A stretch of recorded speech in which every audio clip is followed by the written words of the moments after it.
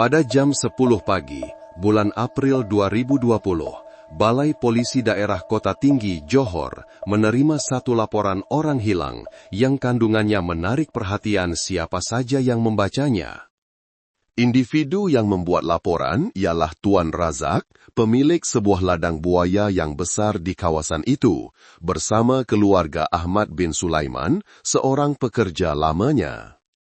Mereka melaporkan bahwa Ahmad telah hilang selama beberapa hari, tidak dapat dihubungi, teleponnya dimatikan, dan bilik sewanya masih dalam keadaan asal. Tuan Razak menceritakan secara ringkas. Petang pada hari kejadian, Ahmad masih bekerja seperti biasa. Malam itu, dia tidak pulang ke biliknya. Saya sangka dia pergi kemana-mana, tetapi keesokan paginya dia masih tidak muncul. Saya mengarahkan orang mencari di seluruh ladang, dari kawasan bengkel hingga ke kolam-kolam buaya, tetapi tiada sebarang jejak ditemui. Apa yang menarik perhatian pihak berkuasa ialah ladang ini dikawal dengan sangat ketat. Setiap pekerja yang masuk dan keluar perlu mendaftar. Kehilangan seseorang di tempat yang hampir tertutup sepenuhnya adalah sesuatu yang sukar difahami. Keluarga Ahmad di kampung juga mengesahkan bahwa selama 3 hari dia tidak pulang ke rumah dan tidak menghubungi siapapun. Istrinya menangis teresak-esak ketika memberi keterangan. Suami saya bekerja tanpa henti. Dia sangat sayangkan istri dan anak-anak. Dia tidak akan sekali-kali pergi begitu sahaja. Laporan ringkas itu mengandungi perasaan cemas yang jelas. Seorang pekerja yang baik hati dan rajin hilang tanpa meninggalkan sebarang kesan. Sebuah ladang buaya seluas berpuluh-puluh hektar dikelilingi pagar dawai berduri dan seorang pemilik ladang yang kelihatan lebih risau daripada yang sepatutnya. Kasus ini segera dibuka untuk siasatan awal oleh polisi daerah. Tiada siapa di dalam bilik itu yang menyangka bahwa hanya beberapa hari kemudian, kes kehilangan yang pada mulanya dianggap biasa ini akan menjadi salah satu kes jenayah paling menggemparkan di negeri Johor. Sejurus selepas menerima laporan, Polis Daerah Kota Tinggi segera menghantar satu pasukan petugas ke lokasi kejadian di Ladang Buaya Tuan Razak, tempat Ahmad bekerja dan juga tempat terakhir dia dilihat. Tengah hari itu, cuaca panas terik. Jalan tanah merah menuju ke ladang berliku-liku di antara hutan paya bakau. Hanya kedengaran bunyi riang-riang dan bau hanyir lumpur dari kolam buaya yang menusuk hidung. Ramai anggota polis kemudiannya berkata bahwa sejak pertama kali melangkah masuk, mereka sudah merasakan suasana yang berat dan suram yang sukar digambarkan, seolah-olah tempat itu menyembunyikan sesuatu. Ladang buaya itu berkeluasan lebih 20 hektar, terbahagi kepada beberapa kawasan berasingan, kawasan kolam ternakan, bengkel pemprosesan makanan, kawasan pejabat, dan deretan bilik sewa untuk pekerja. Semua aktiviti di luar kelihatan berjalan seperti biasa. Pekerja memberi makan buaya, lori membawa makanan masuk dan keluar secara berkala. Tiada siapa yang menunjukkan tanda-tanda panik. Pasukan penyiasat dibahagikan kepada beberapa kumpulan untuk memeriksa setiap kawasan. Pertama sekali, bilik sewa Ahmad. Bilik kecil itu berdinding lembap, tetapi kemas seperti biasa. Barang-barang pribadi, pakaian, dompet, dan dokumen pengenalan diri masih ada. Tiada tanda-tanda digeledah, pergelutan, atau tergesa-gesa berkemas. Dari sini, para penyiasat menolak kemungkinan Ahmad melarikan diri atau berhenti kerja secara sengaja. Seorang anggota polis mencatatkan, jika benar dia melarikan diri, sekurang-kurangnya dia akan membawa dokumen dan telepon. Di sini semuanya masih ada, jelas ada sesuatu yang tidak kena. Pihak polis mengambil keterangan daripada semua pekerja di ladang, dan kebanyakannya memberikan jawaban yang sama. Ahmad seorang yang baik, pendiam, tidak minum arak, dan tidak pernah bergaduh dengan sesiapa. Hanya beberapa orang yang menyebut tentang perselisihan kecil antara Ahmad dengan seorang pekerja lain bernama Jamal bin Qasim yang digelar Jamal Degil.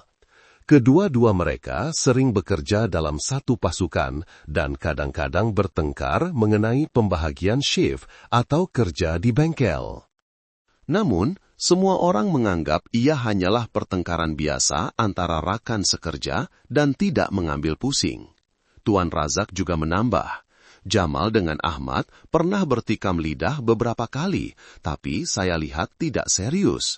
Setiap malam saya masih nampak mereka berdua makan bersama pekerja lain. Pasukan penyiasat mencatatkan butiran ini, tetapi belum mempunyai asas yang cukup untuk menentukan suspek atau motif. Semua maklumat masih berdasarkan cakap-cakap. Selepas seharian bekerja, laporan awal menunjukkan tiada tanda-tanda kecurian, konflik serius, atau pertikaian wang. Tiada saksi yang melihat Ahmad meninggalkan ladang. Teleponnya dimatikan sejak malam kejadian, dan semua petunjuk terhenti di bilik sewanya sebelum hilang sepenuhnya. Pihak polis berpendapat ini mungkin kes orang hilang biasa, tetapi apa yang merisaukan mereka ialah topografi ladang yang kompleks dengan banyak kolam yang dalam dan sistem kandang yang berselirat. Jika sesuatu yang buruk berlaku, usaha mencari akan menjadi sangat sukar. Inspektor yang mengetuai pasukan petugas menulis dalam laporan, buat masa ini, belum dapat dipastikan sama ada Ahmad bin Sulaiman hilang karena melarikan diri secara sukarela atau karena campur tangan pihak lain. Dicadangkan untuk terus memantau dan meluaskan siasatan. Petang itu, ketika meninggalkan ladang, ramai yang masih menoleh ke arah kolam-kolam air keruh yang memantulkan cahaya matahari terik, sunyi sepi hingga menakutkan. Tiada siapa yang tahu bahwa di bawah permukaan air itu mungkin tersembunyi jawaban kepada kehilangan misteri tersebut. 3 hari selepas Ahmad hilang, ladang buaya Tuan Razak tidak lagi setenang dahulu. Suasana berat menyelubungi seluruh tempat.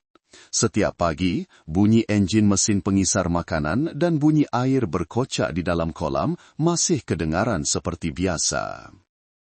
Tetapi pandangan mata para pekerja sudah berbeza, penuh waspada, bimbang, dan terselit rasa takut. Sejak hari pertama, pihak polis daerah Kota Tinggi dengan kerjasama keluarga dan pekerja telah menganjurkan pencarian di seluruh kawasan ladang. Kumpulan-kumpulan dibahagikan, satu kumpulan memeriksa sekitar deretan bilik sewa, satu kumpulan meredah kawasan kolam kecil, dan kumpulan lain menjejaki laluan denai ke pinggir hutan. Semuanya tidak menemui sebarang tanda yang luar biasa. Kawasan kolam ternakan buaya diberi perhatian khusus. Walau bagaimanapun, untuk mendekatinya sangat sukar. Kolamnya luas, airnya keruh, dan di bawahnya terdapat ratusan ekor buaya seberat ratusan kilogram yang berenang perlahan-lahan. Setiap kali ada orang mendekat, buaya-buaya itu akan timbul dan membuka mulut, menghasilkan bunyi yang menggerunkan.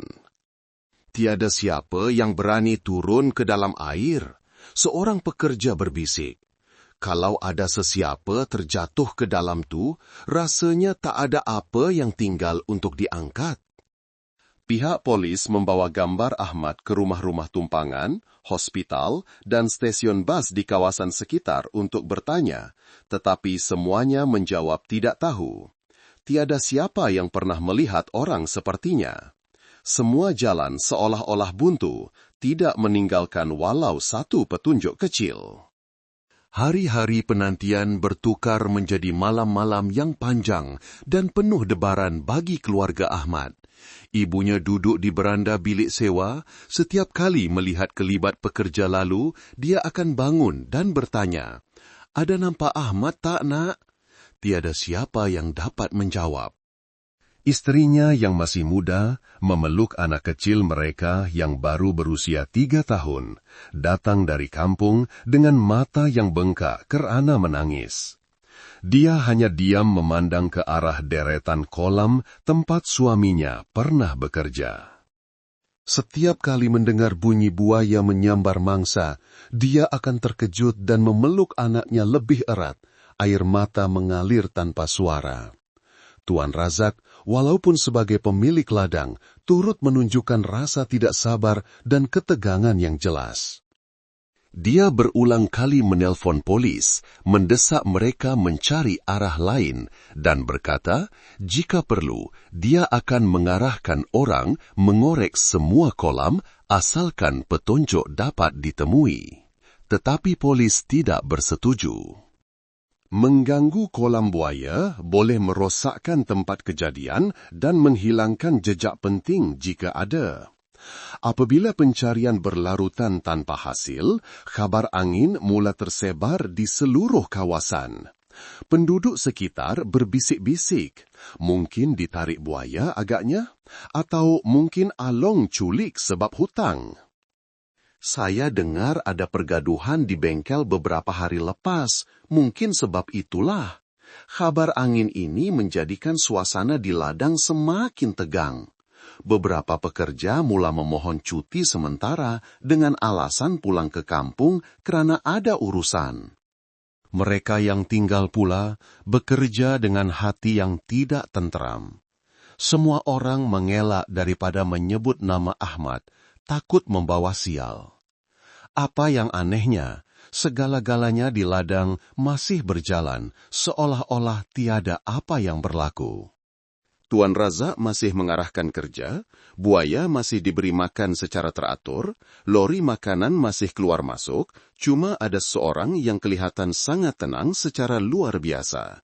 Jamal bin Kasim, orang yang pernah berselisih faham dengan Ahmad. Apabila ditanya, dia hanya tersenyum sinis. Mungkin dia dah bosan kerja, lari ikut perempuan mana-mana. Kerja di sini susah, siapa yang tahan? Kata-kata Jamal membuatkan ramai orang berasa seram sejuk. Beberapa pekerja lain berbisik bahwa beberapa hari selepas Ahmad hilang, Jamal masih bekerja seperti biasa, malah sempat menyanyi semasa memberi makan buaya. Tiada siapa yang berani bertanya lebih lanjut, tetapi banyak mata mula memandangnya dengan penuh syakwasangka. Seminggu berlalu, pencarian masih tidak membuahkan hasil. Tiada mayat, tiada jejak, tiada petunjuk. Kehilangan itu perlahan-lahan tenggelam dalam kesunyian dan ladang seolah-olah cuba melupakan kejadian itu untuk kembali kepada rutin harian.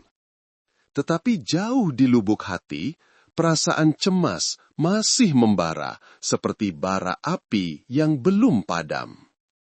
Tiada siapa menyangka bahwa pada minggu berikutnya, satu insiden yang pada mulanya dianggap kecil, kematian seekor buaya secara tiba-tiba di kolam nombor 3, akan menyalakan api sebuah kes jenayah yang mengerikan. Pada pagi 12 April 2020, genap seminggu selepas Ahmad bin Sulaiman hilang, ladang buaya Tuan Razak kembali sibuk seperti biasa. Pekerja memulaikan tugas seawal pagi, memberi makan buaya, membersihkan kandang, dan memeriksa kolam. Segalanya seolah-olah telah kembali normal.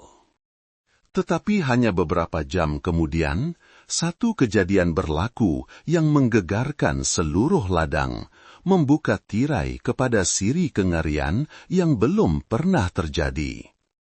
Kira-kira jam 9 pagi, seorang pekerja yang bertanggung jawab ke atas kolam nombor 3 mendapati seekor buaya besar terapung dengan perut kembung di tengah kolam. Haiwan seberat lebih 300 kg itu dianggap sebagai ketua di kolam tersebut, terkenal sehat dan garang serta tidak pernah sakit. Melihat keadaan itu, pekerja tersebut bergegas memberitahu Tuan Razak. Tuan Razak segera datang dan melihat buaya yang kembung itu. Mulutnya masih ternganga, dan bagian perutnya tegang secara luar biasa. Dia mengerutkan dahi dan berkata, "Takkan sakit usus atau termakan benda pelik?" Dia bimbang jika ia penyakit berjangkit, ia boleh merebak ke seluruh kolam dan menyebabkan kerugian besar. Tanpa berlengah, dia menghubungi dokter veterinar untuk datang memeriksa dan meminta agar perut buaya itu dibedah untuk mencari puncanya. Kira-kira jam 10 pagi, dengan disaksikan oleh beberapa orang pekerja dan Tuan Raza, dokter veterinar menggunakan pisau bedah khas untuk membuat satu hirisan panjang di bahagian perut buaya itu. Bunyi pisau memotong kulit tebal itu kedengaran seperti mengoyak kain. Sebaik sahaja hirisan itu terbuka, bau busuk yang sangat kuat menusuk hidung, pekat dan berbeza. Ia tidak seperti bau bangkai ikan atau daging busuk yang biasa mereka hidu. Seorang pekerja terpaksa menutup hidung dan berundur. Dokter veterinar itu terhenti. Matanya kelihatan terkejut apabila melihat sesuatu berwarna kelabu pucat bercampur dalam cecair busuk itu. Dia menggunakan sarung tangan untuk menarik keluar secebis kain koyak dengan corak bunga yang serupa dengan baju kerja yang sering dipakai oleh pekerja di ladang. Suasana di sekeliling tiba-tiba menjadi sunyi sepi. Tuan Razak mengerutkan muka, suaranya serak. Ini macam baju budak-budak kerja dalam bengkel? Dokter veterinar meneruskan pemeriksaan, dan semakin banyak benda yang ditarik keluar membuatkan semua orang pucat lesi. Sebisan daging manusia yang telah mereput, sepotong tulang kecil yang masih melekat dengan sedikit kain, akhirnya sebatang tulang betis manusia yang hampir utuh dengan hujung tulang berwarna putih pucat baru sahaja dimuntahkan oleh perut haiwan itu. Seorang pekerja menjerit kuat, membaling pisau dan lari. Seluruh kawasan kolam menjadi huru-hara. Ada yang muntah, ada yang ketakutan hingga tidak dapat berdiri teguh. Tuan Razak tergamam, mukanya pucat seperti tiada darah. Berpuluh-puluh tahun menternak buaya, dia pernah menyaksikan banyak perkara ngeri, tetapi tidak pernah melihat sesuatu seperti ini. Dia tergagap-gagap. Ya Allah, ini tulang manusia. Dokter veterinar itu menggigil, segera menggunakan kain untuk menutup bagian tulang yang baru ditarik keluar, lalu terus menghubungi pihak polisi. Sementara menunggu pihak berkuasa tiba, Tuan Razak mengarahkan agar kawasan kolam nomor 3 ditutup dan melarang semua pekerja mendekatinya. Tetapi berita itu sudah tersebar ke seluruh ladang dan semua orang menjadi pucat, berbisik-bisik sesama sendiri. Seorang pekerja berbisik, "Mungkinkah ini milik Ahmad?" Kata-kata itu membuatkan seluruh kumpulan terdiam, tiada siapa yang berani menyambung. Lebih kurang sejam kemudian, polis daerah Kota Tinggi bersama pasukan forensik tiba di lokasi kejadian. Kolam buaya itu dikelilingi dengan pita polis. Pihak berkuasa mula mengangkat bangkai buaya itu ke darat untuk meneruskan pengumpulan sampel dan bahagian tulang yang disyaki milik manusia. Tempat kejadian direkodkan dengan teliti, sampel kain, serpihan tulang, jejak di sekitar kolam, dan buku log pemberian makan selama beberapa hari yang lalu. Semuanya dibungkus untuk dihantar ke makmal untuk dianalisis. Seorang penyiasat muda berdiri di tepi kolam, memandang ke dalam air keruh dan berkata perlahan kepada rakannya, "Kalau betul ini tulang manusia, ini bukan lagi kes orang hilang." Tiada siapa yang menjawab. Semua hanya diam, kerana jauh di sudut hati, semua faham apa yang dikatakannya mungkin benar. Petang itu, seluruh ladang diselubungi ketakutan yang melampau. Tiada pekerja yang berani mendekati kolam-kolam buaya. Beberapa orang memohon berhenti kerja terus kerana terlalu trauma. Tuan Razak pula hanya duduk diam di pejabat, wajahnya kosong tanpa kata. Manakala keluarga Ahmad, apabila mendengar berita penemuan tulang yang disyaki milik manusia di dalam kolam buaya, rebah serta-merta di balai polis. Tiada siapa yang berani mengesahkan apa-apa, tetapi di dalam hati semua orang sudah mempunyai firasat yang sama dan mengerikan.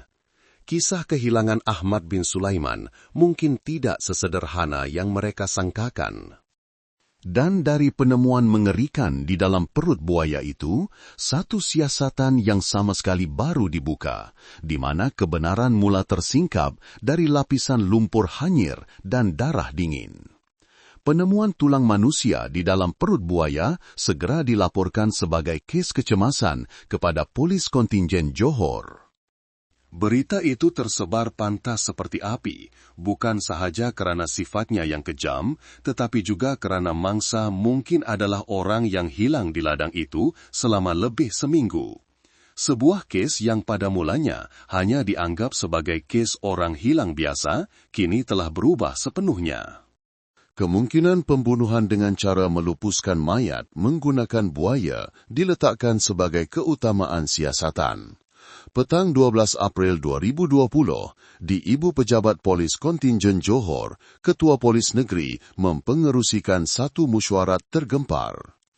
Selepas mendengar laporan awal, beliau mengarahkan penubuhan satu pasukan tugas khas yang diketuai oleh Asisten Komisioner Polis ACP, Ismail, Ketua Jabatan Siasatan Jenayah. ACP Ismail mempunyai lebih 30 tahun pengalaman dalam menyelesaikan kes, pernah mengendalikan banyak kes pembunuhan yang rumit, tetapi sebaik sahaja mendengar frasa tulang manusia dalam perut buaya, beliau termenung lama sebelum berkata, jika benar mangsa adalah pekerja ladang itu. Ini adalah kes paling ngeri yang pernah saya temui di Johor. Hanya beberapa jam kemudian, satu pasukan yang terdiri daripada penyiasat elit, pakar forensik, dan polis tempatan bergerak ke lokasi kejadian pada waktu malam. Pada malam 12 April itu juga, seluruh ladang buaya Tuan Razak ditutup sepenuhnya. Setiap pintu masuk dan keluar dikawal oleh anggota polisi. Semua aktiviti memberi makan, pengangkutan makanan, atau penghantaran barang dihentikan sementara. Semua pekerja dikumpulkan dan diberi taklimat. Tiada siapa dibenarkan meninggalkan kawasan itu tanpa kebenaran, dan dilarang berbincang atau menyebarkan sebarang berita keluar. Semua akan disoal siasat semula dari awal. Ramai yang terpingah-pingah, tidak paham apa yang sedang berlaku, tetapi apabila melihat van forensik, kenderaan JSJ, dan kehadiran polis yang ramai, mereka mula sedar akan keseriusan keadaan. Seorang pekerja berbisik kepada rakannya, dengar kata memang betul tulang manusia. Entah-entah Ahmad punya tak? Rakannya hanya diam, matanya memandang ke arah kolam nombor 3 yang kini dipasang pita polis. Cahaya lampu limpah menyinari permukaan air yang keruh, kelihatan sangat menyeramkan. Keesokan paginya, pasukan forensik dari kontingen Johor tiba untuk menjalankan siasatan di tempat kejadian. Sampel yang diambil dari perut buaya diuruskan mengikut prosedur khas kerana persekitaran perut haiwan ini mengandungi asid yang sangat kuat yang boleh mengubah bentuk tisu dan tulang. Selepas dibersihkan dan diasingkan, pakar forensik mengesahkan bahawa tulang betis manusia yang hampir utuh itu menunjukkan mangsa belum mati terlalu lama. Cebisan kain yang tinggal pula memang sepadan dengan jenis baju kerja biru yang digunakan oleh pekerja di ladang itu setiap hari. Semua sampel dibungkus dan dihantar untuk ujian DNA. Kerja-kerja ini berlangsung selama berjam-jam.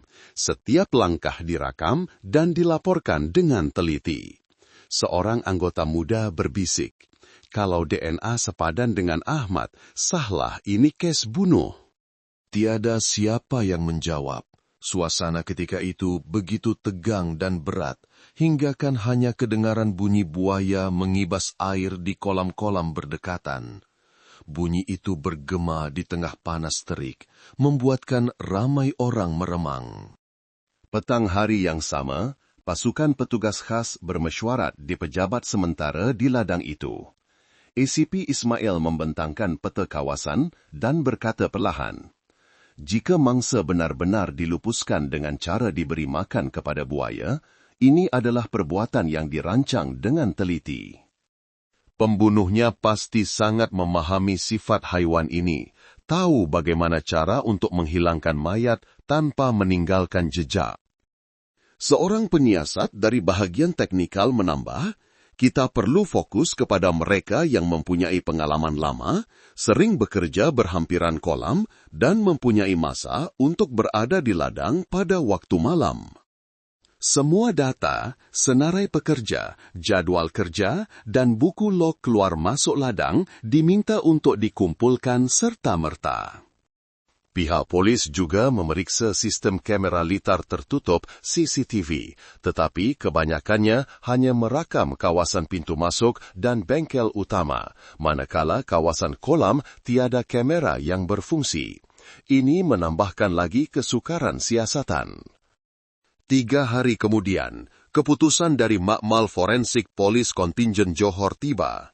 Sampel DNA dari tulang betis itu 100% sepadan dengan sampel DNA keluarga Ahmad bin Sulaiman. Bilik musyawarah pasukan tugas khas menjadi sunyi sepi. Ia bukan lagi syakwasangka. Kini boleh disahkan bahawa mangsa adalah Ahmad bin Sulaiman, lelaki yang hilang lebih 10 hari lalu. ACP Ismail menggenggam tangannya, suaranya rendah.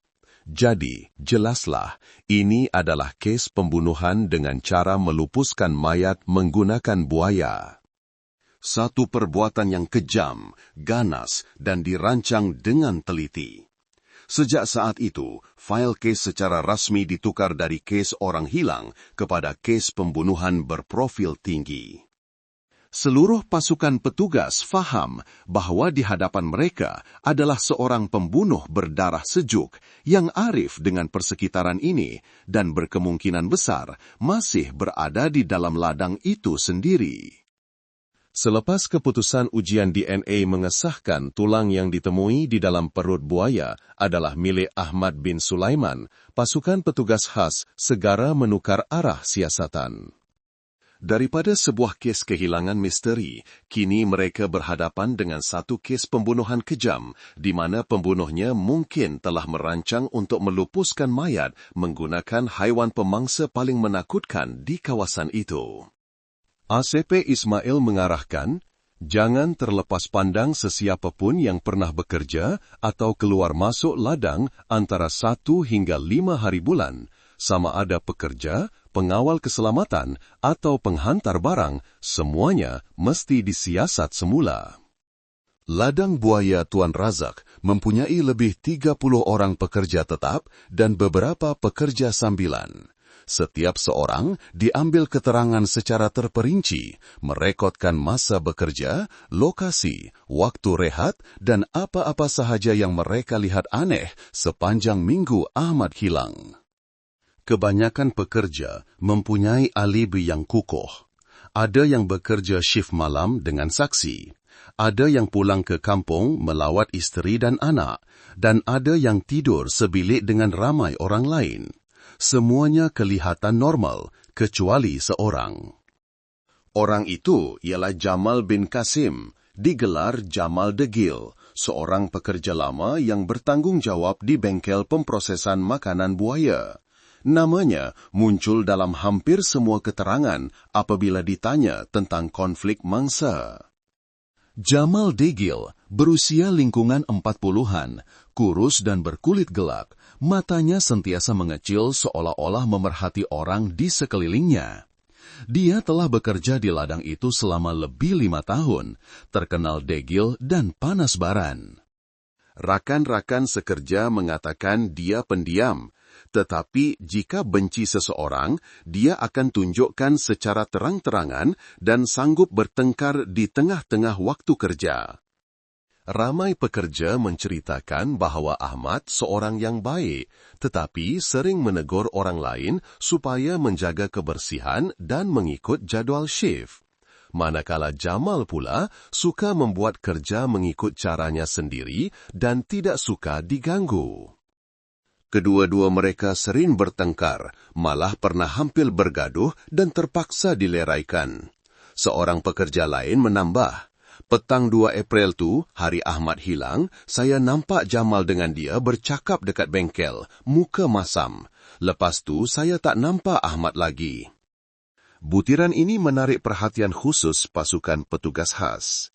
Jamal bukan sahaja orang terakhir yang bercakap dengan mangsa, tetapi juga bekerja di kawasan yang mudah untuk mengakses kolam buaya, tempat mayat dilupuskan. Apabila menyemak semula jadual kerja, pasukan penyiasat menemui satu lagi butiran yang mencurigakan. Pada malam 2 April, Jamal Degir ditugaskan untuk shift malam di bengkel. Waktu itu sepadan dengan tempoh masa Ahmad hilang. Namun, dalam buku daftar kehadiran, tiada siapa yang menandatangani pengesahan melihatnya semasa shift tersebut. Terdapat satu jurang masa selama hampir 3 jam.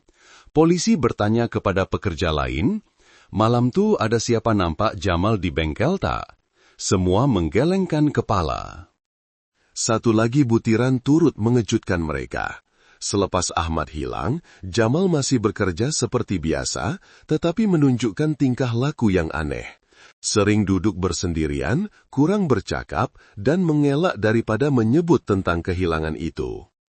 Seorang pekerja menceritakan, beberapa hari lepas polis datang tanya. Dia cuma senyum sinis dan kata, mungkin Ahmad dah lari, tapi muka dia dingin, tak ada perasaan langsung.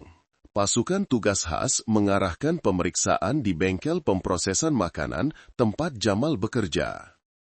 Bau hanyir dan lembab menusuk hidung. Disinilah tempat untuk memotong, mengisar daging, organ dalaman, dan mencampurkan makanan untuk buaya. Setiap pisau, papan pemotong, dan tong plastik diperiksa. Beberapa peralatan mempunyai kesan karat dan warna aneh yang disyaki darah kering. Semuanya dibungkus untuk dianalisis. Seorang penyiasat mencatatkan, jika pembunuh mahu melupuskan mayat, inilah tempat yang paling sesuai. Bau daging mentah dan darah di sini akan menyembunyikan segalanya. Bengkel ini terletak betul-betul di tepi kolam nombor 3, tempat buaya mati itu ditemui. Kebetulan ini menyebabkan semua syak wasangka tertumpu kepada Jamal. Ketika orang lain menunjukkan rasa takut terhadap kejadian itu, Jamal tetap tenang hingga ke tahap yang menakutkan. Apabila polis menyoalnya, dia hanya menjawab ringkas, "Saya kerja lepas tu balik tidur, tak nampak apa-apa." "Kalau hilang, pergilah cari. Kenapa tanya saya?" Sikapnya yang kasar dan acuh tak acuh itu semakin meyakinkan pasukan petugas khas bahwa dia menyembunyikan sesuatu. Seorang penyiasat berkata, sikap tenang yang keterlaluan ketika semua orang di sekelilingnya ketakutan selalunya bukan kebetulan. Pada akhir mesyuarat petang 15 hari bulan, ACP Ismail merumuskan, kita ada seorang mangsa yang dibunuh dan mayatnya dilupuskan menggunakan buaya. Orang terakhir yang berhubung dengan mangsa ialah Jamal. Dia mempunyai konflik, mempunyai keadaan untuk melakukan jenayah, mempunyai peluang, dan menunjukkan sikap yang aneh selepas kejadian. Walaupun belum ada bukti langsung, semua petunjuk mengarah kepadanya. Jamal Degil secara resmi menjadi suspek nomor 1 dalam kasus ini. Perintah untuk menahannya dikeluarkan serta-merta pada malam itu, memulakan satu pertembungan sengit antara penyiasat berpengalaman dengan seorang lelaki yang dianggap cukup dingin untuk membunuh dan memberi makan mayat kepada buaya. Pada pagi 16 April 2020, bilik soal siasat di Ibu Pejabat Polisi Kontingen Johor diselubungi suasana yang sangat tegang. Di atas meja terdapat secawan kopi yang sudah sejuk, beberapa fail tebal, dan sekeping gambar besar tulang manusia yang ditemui di dalam perut buaya. Berhadapan dengan para penyiasat ialah Jamal bin Kasim, suspek utama kes. Jamal duduk bersandar di kerusi, kedua-dua tangannya bersilang, matanya yang mengecil kelihatan angkuh, tiada rasa takut, tiada getaran, hanya riak wajah dingin yang seolah-olah mencabar. Cahaya lampu dari atas menonjolkan urat-urat hijau di lehernya. Seorang penyiasat mencatat ringkas, subjek mengekalkan sikap tenang, tidak banyak bercakap, tidak menunjukkan emosi. ACP Ismail, yang mengetuai siasatan, duduk berhadapan dengannya. Suaranya perlahan. Encik Jamal, hari ini kami panggil Encik untuk menjelaskan beberapa perkara berkaitan kes di Ladang Buaya. Saya harap Encik beri kerjasama. Jamal tersenyum sinis. Saya tak tahu apa-apa. Nak jelaskan apa? Dah berapa hari orang asyik cakap macam-macam. Saya pun dah penat. Walaupun kata-katanya kedengaran biasa, cara dia bercakap dengan nada yang rata tanpa sebarang emosi menjadikan bilik itu semakin berat. Selama lebih sejam pertama, Jamal menjawab dengan lancar tanpa sebarang keraguan. Dia menegaskan dirinya tidak bersalah, mengatakan pada malam 2 April selepas waktu kerja, dia tinggal di bengkel untuk membersihkan mesin sebelum pulang ke bilik tidur hampir tengah malam. Tiada siapa yang menyaksikannya, tetapi dia dengan bijak menambah, budak-budak bilik sebelah mesti dengar saya balik. Saya tak pergi mana-mana pun. Apabila ditanya tentang hubungannya dengan mangsa, Ahmad bin Sulaiman, dia mengaku pernah bertengkar beberapa kali, tetapi hanya kerana perkara kecil. Ahmad tu baik, tapi suka mengajar orang. Saya ni panas baran, kadang-kadang tak tahan, termaki hamun juga. Tapi nak bunuh orang, saya tak gila. ACP Ismail diam mendengar setiap patah perkataan. Matanya memerhatikan setiap pergerakan kecil, dari cara Jamal berkelip hingga ke rentah nafasnya. Beliau faham, ini bukan jenis orang yang mudah goyah.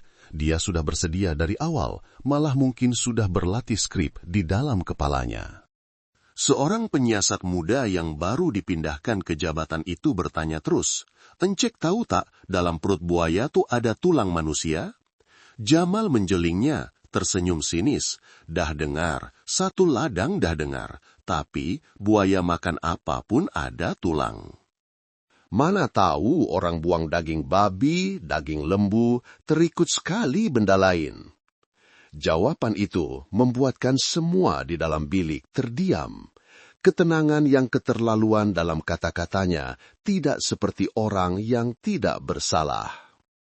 Dengan pengalaman bertahun-tahun, ACP Ismail faham bahwa orang yang benar-benar tidak bersalah selalunya akan panik dan menafikan, manakala orang yang bersalah akan cuba kelihatan tenang. Beliau memandang tepat ke mata Jamal, suaranya direndahkan. Encik Jamal, Encik tahu apa buaya makan, bagaimana ia mencernakan? Encik dah kerja di situ 6 tahun. Encik tahu, sekali benda jatuh ke dalam mulutnya, takkan ada serpihan tulang pun yang boleh dijumpai semula. Jamal terdiam, matanya berkelip seketika sebelum dia menunduk dan menggosok dahinya. Satu pergerakan yang sangat kecil, tetapi bagi orang berpengalaman seperti ACP Ismail, itu adalah tanda pertama kegoyahan psikologi. Daripada menekan, ACP Ismail menukar nada suaranya menjadi lebih lembut. Encik dah lama kerja di situ, mesti tahu macam mana ladang beroperasi. Banyak tak perselisihan antara pekerja. Jamal mengangkat muka, suaranya kasar. Semua benda remeh je, siapa yang tak pernah gaduh? ACP Ismail mengangguk. Betul, saya pun fikir macam tu. Saya percaya encik tak sengaja, tapi kadang-kadang bila tengah marah, manusia mudah bertindak melulu. Kalau ia hanya satu kesilapan seketika, berterus terang masih ada jalan untuk hukuman yang lebih ringan. Kata-kata itu seperti satu pukulan lembut. Beliau tidak menuduh, hanya menanamkan satu idea di dalam minda suspek. Jika mengaku, mungkin akan ada kelonggaran. Tetapi Jamal tetap diam. Dia tahu undang-undang, tahu bagaimana untuk bercakap secukupnya tanpa mengaitkan dirinya. Sesi soal siasat berlarutan hingga ke petang. Jamal tetap degil, mukanya dingin seperti batu. Beberapa penyiasat mula merasakan jalan buntu, tetapi ACP Ismail tetap tenang. Beliau faham seorang pembunuh berdarah sejuk tidak mudah ditewaskan dengan logik, tetapi dengan psikologi. Sebelum menamatkan sesi soal siasat, ACP Ismail tiba-tiba berkata sesuatu yang tidak ada dalam rekod. Saya dengar buaya-buaya di kolam nomor 3 tuh garang, terutama bila lapar. Kampa apa saja ke bawah mesti hancur dikerjakan, betul tak? Jamal sedikit mengangkat kepala, matanya bersinar hairan seketika sebelum kembali menunduk. ACP Ismail menyambung, nadanya rata. Orang luar mungkin takut tengok, tapi encik dah lama kerja, mesti dah biasa. Saya cuma tertanya-tanya, kalau ada orang yang terlanjur buat silap, berani tak dia tengok pemandangan macam tu? Suasana menjadi sunyi sepi. Jamal tidak menjawab, tangannya mula menggenggam erat, titisan peluh pertama mengalir di pelipisnya. ACP Ismail masih duduk diam, hanya menutup file dengan perlahan. Baiklah, cukup untuk hari ini. Encik berehat dulu, esok kita sambung. Sesi soal siasat tamat, tetapi di mata para penyiasat, satu perkara sudah jelas. Jamal bin Qasim, lelaki yang mengaku tidak tahu apa-apa, sudah mula goyah. Dalam mesyuarat malam itu, ACP Ismail merumuskan, dia ada ketabahan, pandai menyembunyikan perasaan, tapi bukan jenis yang tiada emosi. Apabila disebut tentang buaya, dia jelas terganggu.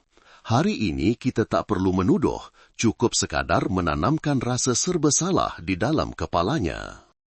Apabila penjenayah mula membayangkan semula perbuatannya, itulah saatnya dia akan runtuh.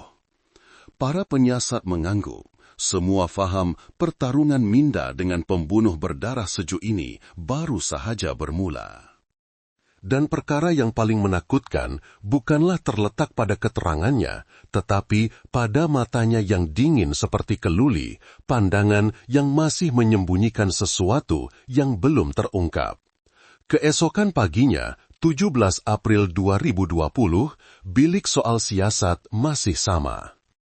Meja kayu, langsir biru pudar, cahaya lampu menerangi ruang yang senyap sunyi.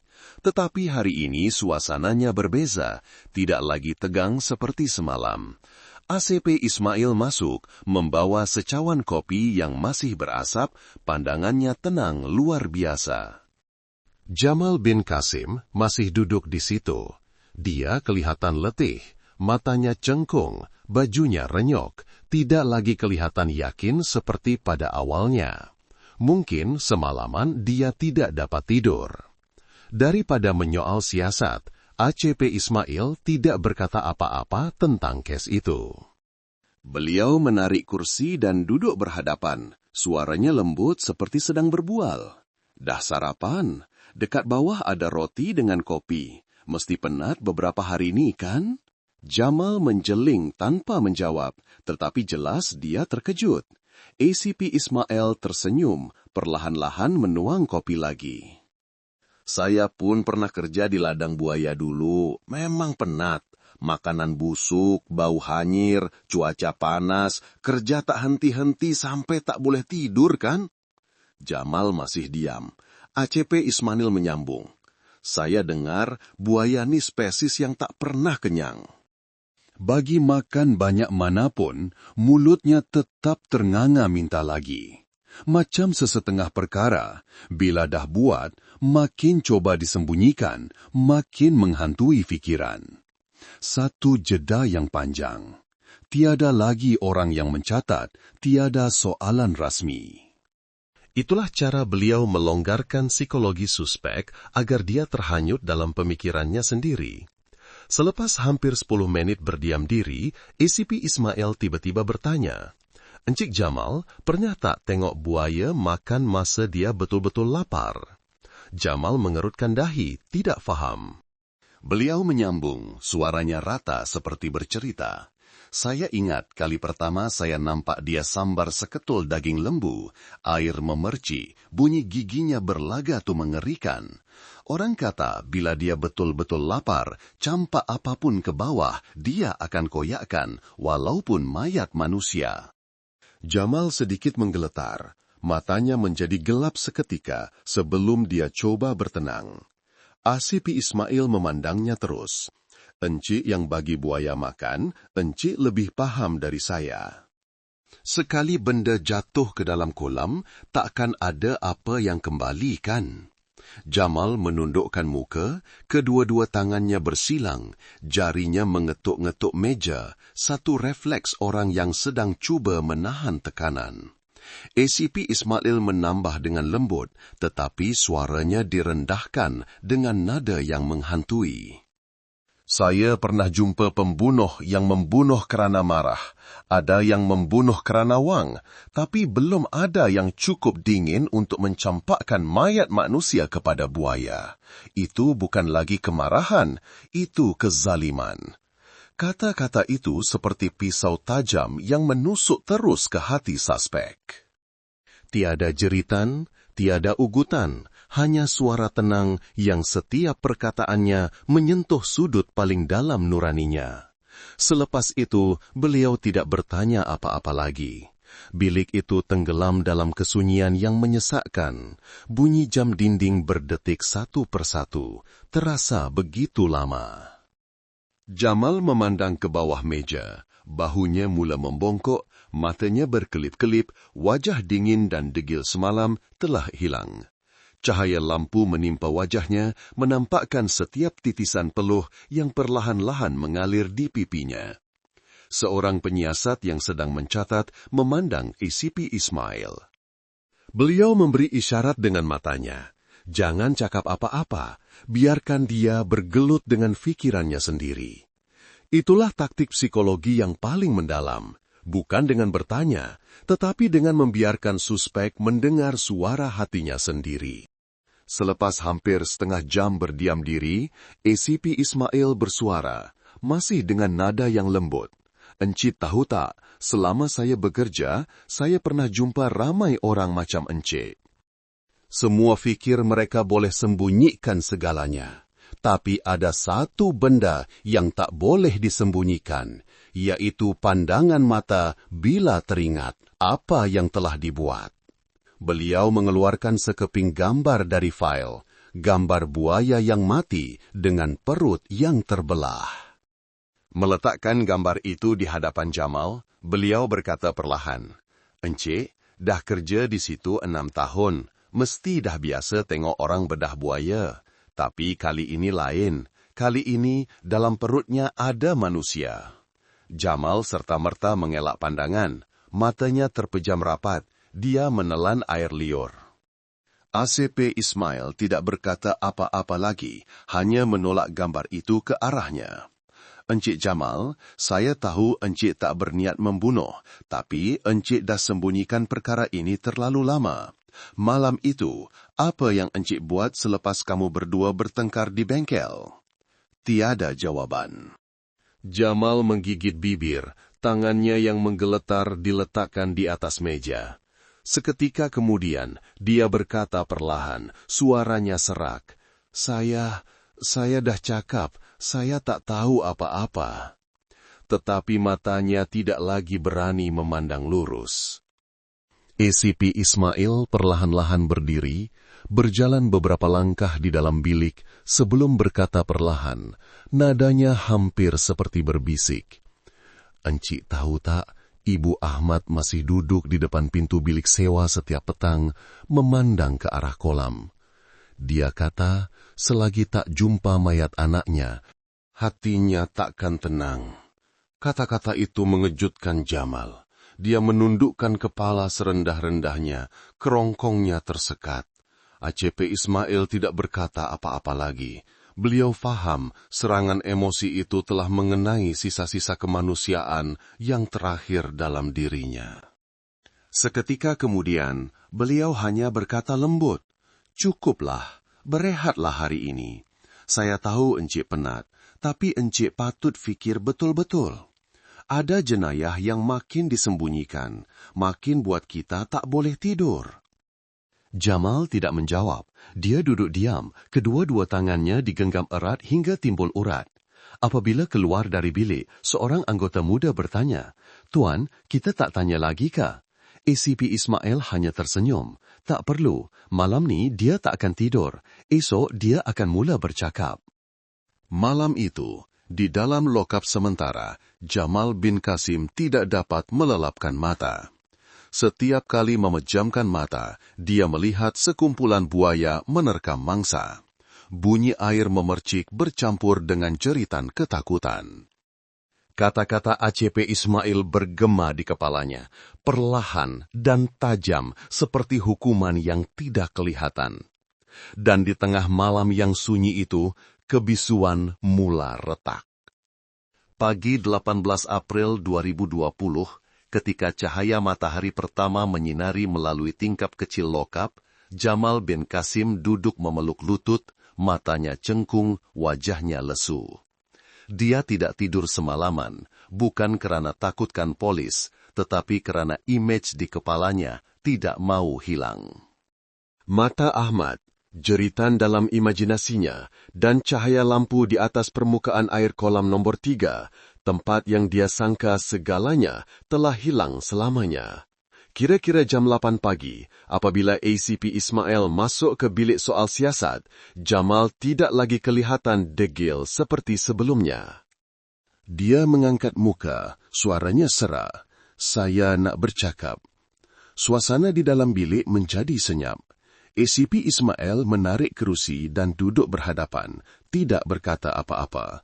Beliau tahu, apabila penjenayah mula bersuara sendiri, kebenaran akan terungkap tanpa perlu ditanya. Jamal menghela nafas panjang, menyalakan sebatang rokok dengan tangan yang masih menggeletar. "Saya tak berniat nak bunuh dia, sumpah. Tapi hari itu semuanya jadi kelam kabut." Dia berhenti, matanya merenung kosong ke hadapan, suaranya tersekat-sekat. "Petang 2 April tu, lepas kerja, saya dengan Ahmad bergaduh.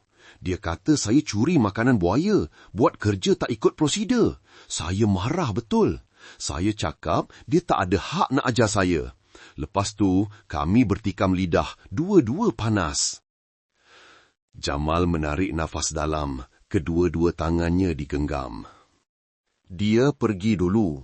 Saya masih marah, jadi malam tu saya cari dia dekat bengkel nak selesaikan. Saya cuma nak gertak je, nak ajar sikit, tapi dia masih melawan, siap cakap saya makan duit haram, hidup kotor. Saya naik angin, terus capai batang besi dekat situ, pukul sekali." Dia berhenti, suaranya hilang. Dia jatuh, tak bersuara lagi. Saya panik, saya panggil, saya goncang badan dia, tapi dia tak sedar. Masa tu, saya tahu dia dah mati. Jamal menundukkan badannya, tangannya yang menggeletar, mencengkam tepi meja. Saya takut sangat. Saya teringat istri, anak-anak, teringat polis. Saya nak lari, tapi kalau tinggalkan mayat tu, orang akan jumpa. Saya pandang sekeliling, nampak bengkel tempat saya kerja. Ada pisau, papan pemotong, mesin pengisar, semua ada di situ. Saya tak tahu syaitan mana yang rasuk saya, sampai saya buat benda tu. ACP Ismail duduk diam tanpa menyampuk, membiarkannya menceritakan setiap butiran. Suara Jamal semakin perlahan dan bergetar, tetapi setiap perkataan jelas. "Saya heret mayat dia masuk bengkel, berat betul. Saya ambil kanvas tutup. Malam tu, saya guna pisau, potong mayat dia, masukkan dalam tong makanan. Saya fikir kalau buaya makan habis, takkan ada siapa yang tahu." Bilik itu terasa sejuk. Seorang penyiasat di sebelahnya menggenggam pen dengan kuat. Wajahnya berkerut. Jamal menyambung. Suaranya terputus-putus. "Saya campurkan bahagian-bahagian tu dengan ayam, daging.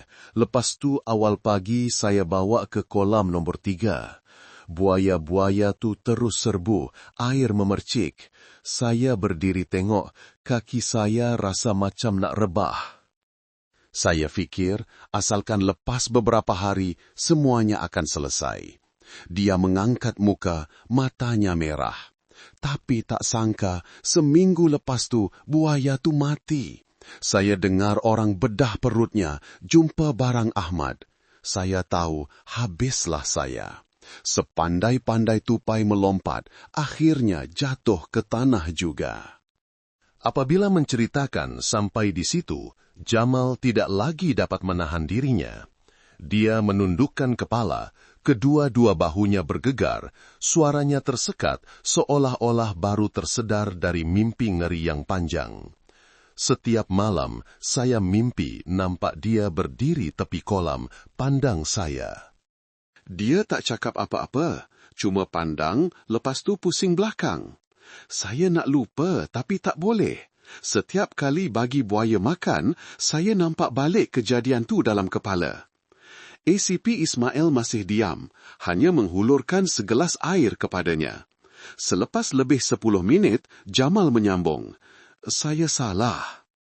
Saya tahu saya patut mati, tapi kalau boleh, saya cuma nak minta maaf. Malam tu, saya cuma nak gertak dia, tak fikir nak bunuh.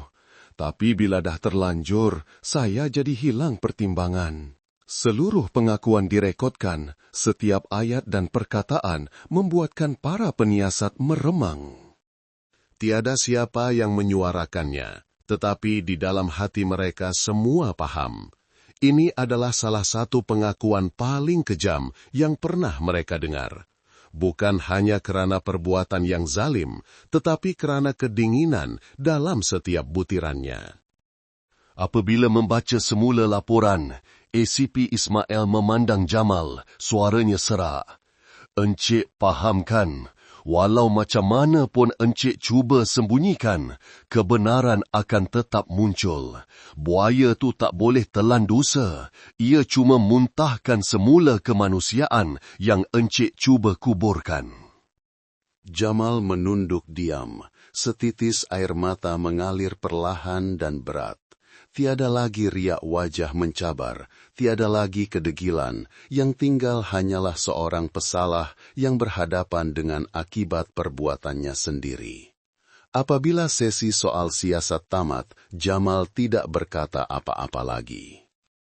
Dia duduk diam seketika sebelum berkata perlahan, "Saya cuma harap orang kebumikan dia elok-elok. Dia tak patut mati macam tu." ACP Ismail berdiri, memandangnya dengan tegas. Keadilan tak pernah lambat Jamal, cuma kadang-kadang ia datang dengan cara yang tak disangka-sangka. Jamal mengangguk, matanya cengkung. Dia tahu sejak saat itu segalanya telah berakhir. Kebenaran telah terungkap, tetapi harganya adalah seluruh hidupnya. Selepas beberapa bulan siasatan, dengan bukti yang lengkap dan pengakuan sukarela, Jamal bin Qasim didakwa atas tuduhan membunuh dengan beberapa faktor pemberat, perbuatan kejam, cubaan menyembunyikan jenayah, dan mencabuli mayat. Perbicaraan pertama diadakan pada suatu pagi bulan Julai 2020 di Mahkamah Tinggi Johor. Cuaca pada hari itu mendung, suasana di dalam mahkamah begitu berat. Di kandang tertuduh, Jamal duduk menunduk, wajahnya cengkung, tangannya sedikit menggeletar. Tiada lagi lagak angkuh dan dingin Jamal degil seperti di ladang dahulu. Yang tinggal hanyalah seorang lelaki pertengahan umur yang terseksa oleh dosanya sendiri. Di seberang, keluarga mangsa, Ahmad bin Sulaiman, duduk dengan senyap. Ibunya tidak menangis, hanya memegang gambar anaknya, matanya merah. Istrinya yang masih muda memeluk anak kecil mereka, matanya kosong. Sepanjang perbicaraan, dia tidak berkata sepatah pun, hanya duduk memandang ke bawah, air matanya terus mengalir. Apabila hakim bertanya, Jamal berdiri, suaranya tersekat-sekat. "Saya tahu saya salah. Saya tak harapkan kemaafan, cuma harap keluarganya benarkan saya minta maaf. Saya tak berniat nak cederakan sesiapa, tapi dalam keadaan marah, saya dah hancurkan hidup saya sendiri. Seluruh dewan senyap. Bunyi kipas siling yang berkeriut terasa begitu panjang. Wakil pihak pendakwaan membacakan hujah. Setiap patah perkataan terasa berat seperti batu.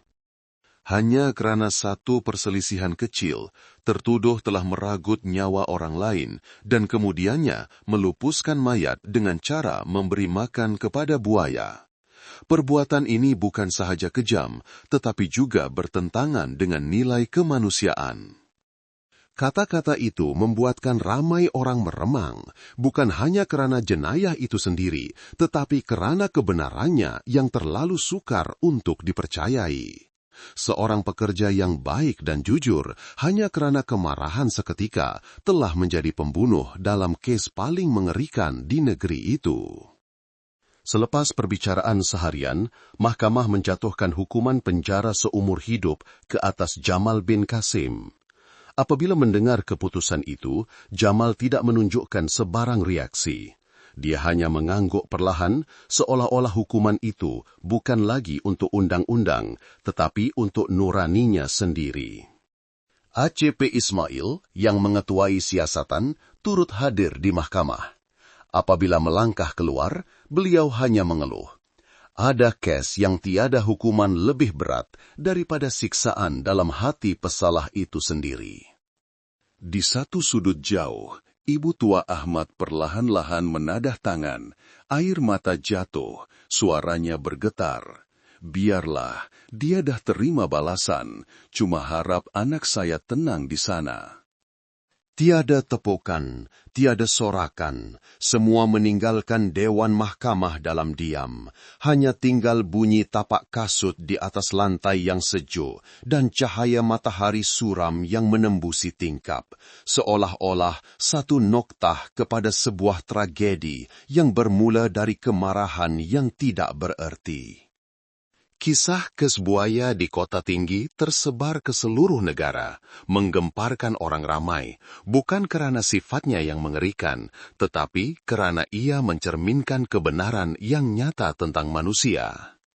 Satu saat kemarahan, satu perkataan yang kasar boleh mengubah seseorang menjadi penjenayah dan menghancurkan dua keluarga.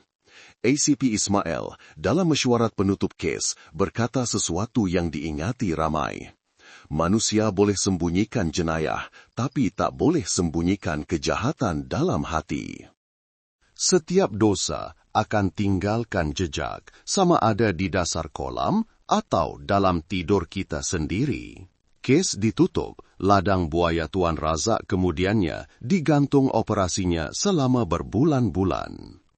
Pekerja yang tinggal masih menceritakan kisah lama. Setiap kali melalui kolam nomor 3, mereka akan meremang dan menunduk. Di kampung halaman, kubur kecil Ahmad terletak di tepi sebatang sungai yang tenang. Istrinya kadang-kadang membawa anaknya ke situ, duduk berjam-jam tanpa berkata apa-apa. Jenayah Jamal bin Qasim telah dihukum oleh undang-undang, tetapi hukuman yang paling berat bukanlah di dalam penjara, tetapi di dalam fikirannya sendiri, di mana setiap malam bunyi kocakan air dan pandangan mata rakan lamanya akan kembali menghantui. Kisah ini meninggalkan pengajaran yang mendalam. Hanya satu detik kemarahan boleh memusnahkan seluruh kehidupan. Keadilan mungkin datang lambat, tetapi tidak akan pernah hilang, dan undang-undang alam sentiasa ada. Sebuah kes telah ditutup, tetapi pengajaran tentang kemanusiaan, kesabaran, dan nilai kasih sayang akan kekal selamanya. Korang semua yang sedang menonton ni dari mana ya? Cuba komen sikit, seronok juga kalau dapat tahu. Apa pendapat anda tentang cerita yang saya kongsikan tadi? Saya harap anda semua terhibur. Saya doakan semoga anda dan keluarga sentiasa sehat, dilindungi, dan berada dalam keadaan aman dan sejahtera selalu. Dan kalau Anda sendiri ada kisah atau cerita menarik, jangan segan-segan untuk kongsikan bersama kami semua di ruangan komen. Mana tahu, cerita Anda boleh menjadi inspirasi untuk orang lain pula.